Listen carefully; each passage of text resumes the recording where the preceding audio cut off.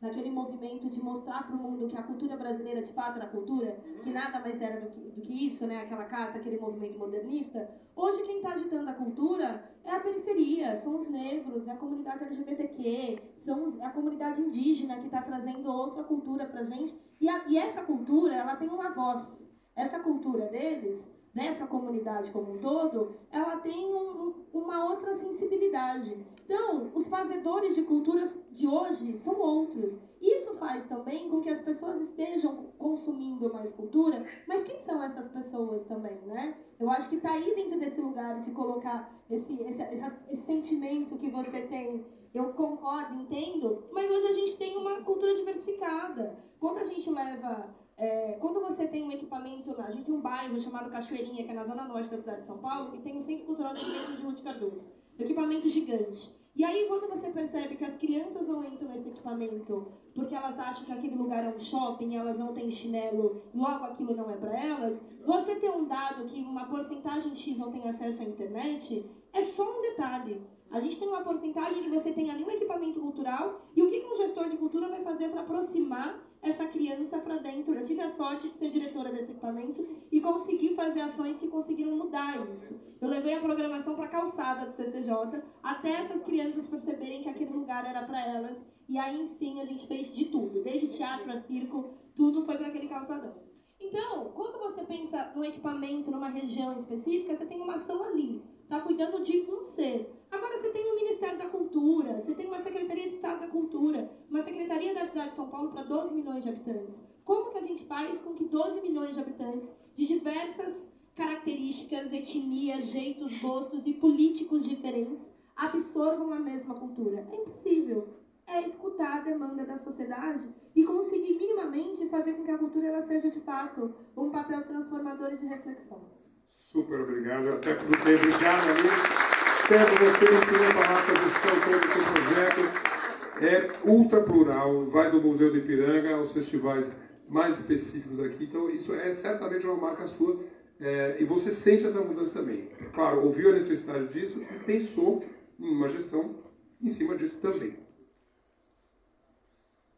Eu acho que a política pública de cultura ela deve dar conta da diversidade da sociedade, né? Não cabe ao Estado dizer o que é e o que não é cultura, nem cabe ao Estado fazer cultura, produzir cultura. O que a gente deve fazer é, como eu disse, estimular, promover, defender e fomentar a cultura que é feita pela sociedade no seu conjunto, né? Considerando todas as formas de expressão e todos os meios de difusão, para que a gente possa criar um ambiente onde a cultura está mais presente na vida dos indivíduos, exercendo a sua capacidade transformadora, né? E é nisso que nós temos apostado aí nesses anos. Aliás, eu queria aproveitar aqui, Zeca, e convidar aí todos que estão nos assistindo e que estão presentes aqui também no auditório da Pinacoteca.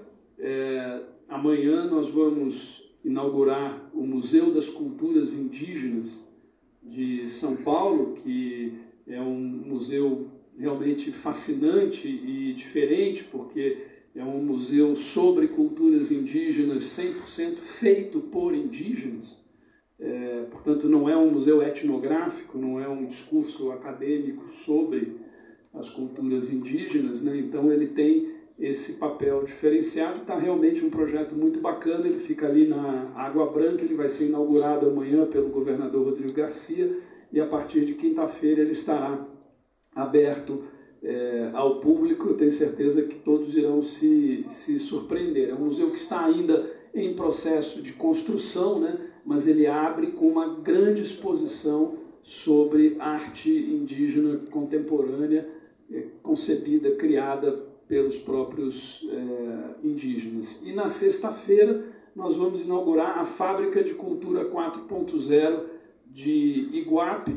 É a terceira fábrica de cultura que nasce com esse conceito 4.0. Em 2020 inauguramos a de São Bernardo, agora recentemente inauguramos a de Osasco, teremos essa de Iguape, estamos fazendo também em Santos, em Heliópolis e em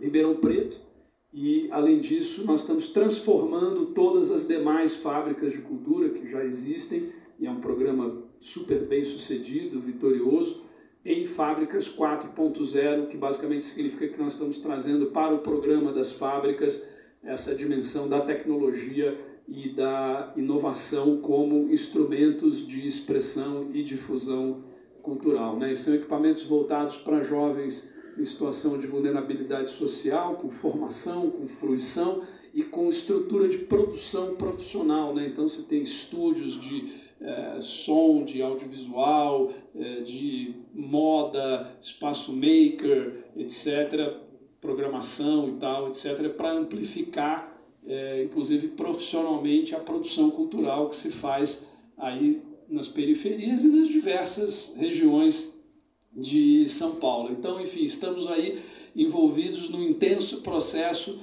de entregas, né? Isso não para agora, sexta-feira, né? Eu queria também finalmente aproveitar, porque eu estou falando desses empreendimentos, porque isso tem tudo a ver com a tua pergunta e com o que a gente mencionou aqui, porque são expressões, né, do que eu considero que é uma política cultural adequada, consistente e abrangente e diversa, né? E finalmente nós estamos preparando aí uma grande edição do Revelando São Paulo. Fizemos em 2019, né? Acho que nós demos a esse evento tão importante, né? Que é uma vitrine da cultura que se faz e que se produz, dessa diversidade cultural do estado de São Paulo, em todas as regiões, né? Isso aconteceu em 2019, foram 320 mil pessoas ao longo de 5 dias no Parque da Água Branca para conhecer expressões e manifestações artísticas e culturais de mais de 150 municípios de todas as regiões de São Paulo, cultura caipira, cultura caiçara, a cultura popular, a mais plural e diversa, hip hop, etc., enfim, de todos os municípios do interior de São Paulo. E agora faremos em julho também, então vocês estão convidados, vai ser uma edição